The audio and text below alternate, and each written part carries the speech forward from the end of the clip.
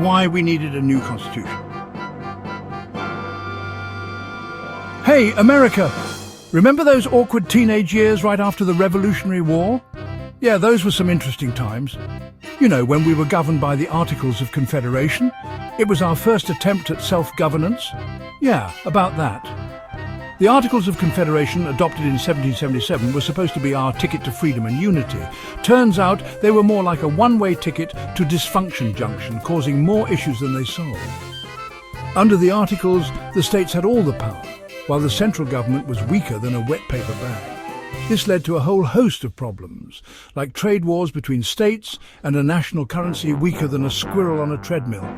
Basically, the Articles made it painfully clear that we needed a stronger national government, one that could actually, govern effectively and maintain order.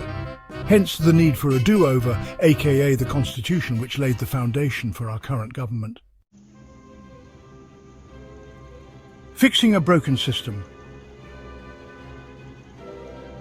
So, in the summer of 1787, a bunch of dudes in powdered wigs got together in Philadelphia for a little constitutional makeover. They were there to fix the Articles of Confederation, which, let's be honest, was a hot mess. This gathering, known as the Constitutional Convention, was about as glamorous as a root canal, but way more important. The stakes were high, and the future of the fledgling nation was on the line. The delegates, including bigwigs like James Madison, Alexander Hamilton and Benjamin Franklin, spent months locked in heated debates about how to structure this new government.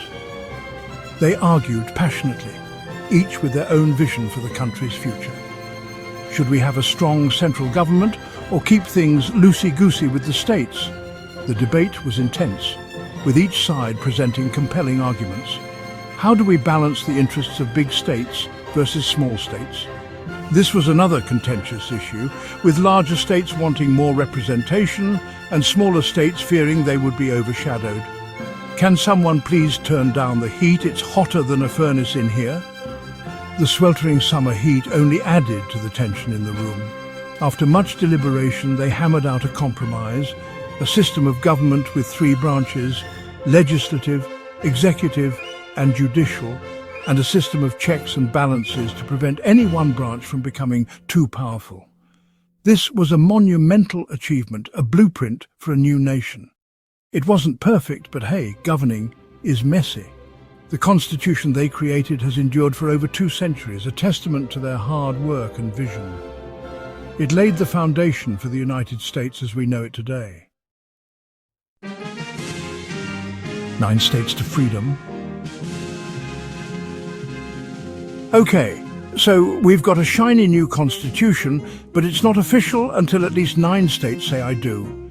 This wasn't just a formality, it was a crucial step in ensuring the new government had legitimacy and support. Cue the ratification road trip. Delegates and politicians hit the road, travelling from state to state to drum up support. The Constitution, with its fancy new system of government, was met with a mixed bag of reactions. Public meetings and town halls became battlegrounds for heated debates. Some folks, known as Federalists, were all for it. They saw the Constitution as a way to bring stability and order to the fledgling nation. They believed a strong national government was essential for the country's survival. Without it, they feared the states would fall into chaos and disunity. Others, the Anti-Federalists, weren't so keen on the idea.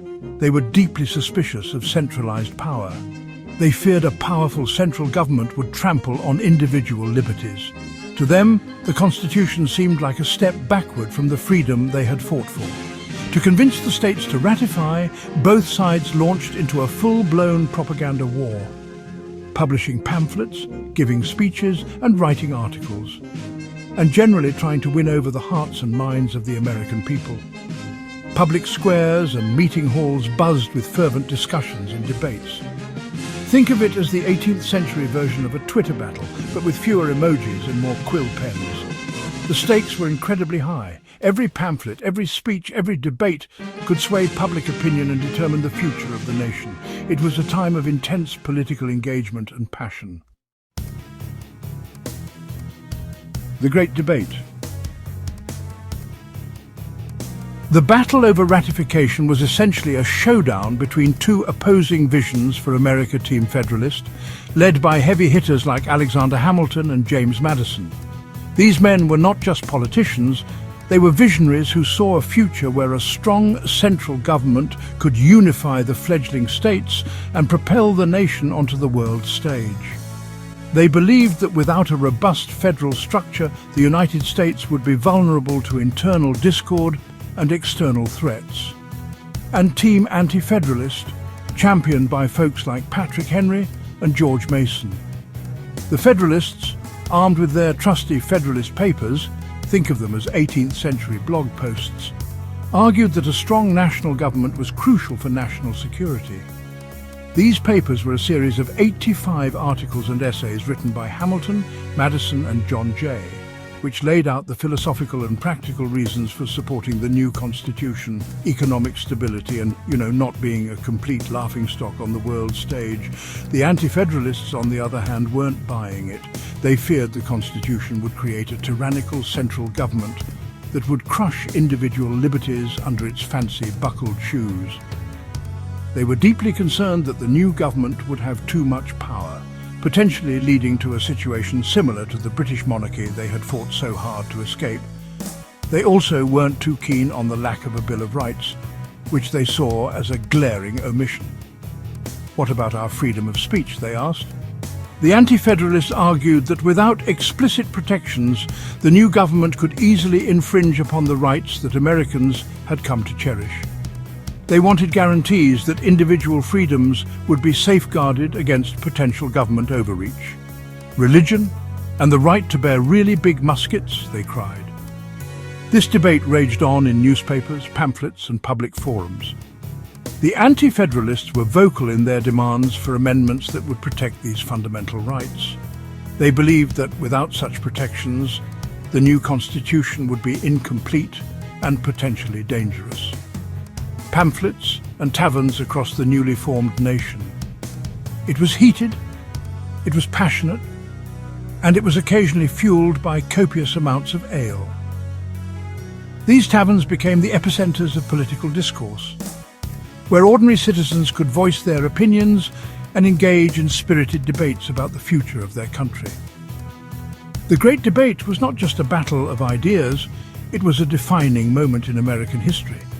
It set the stage for the creation of a government that balanced power between the national and state levels, and it ultimately led to the inclusion of the Bill of Rights, ensuring the protection of individual liberties for generations to come.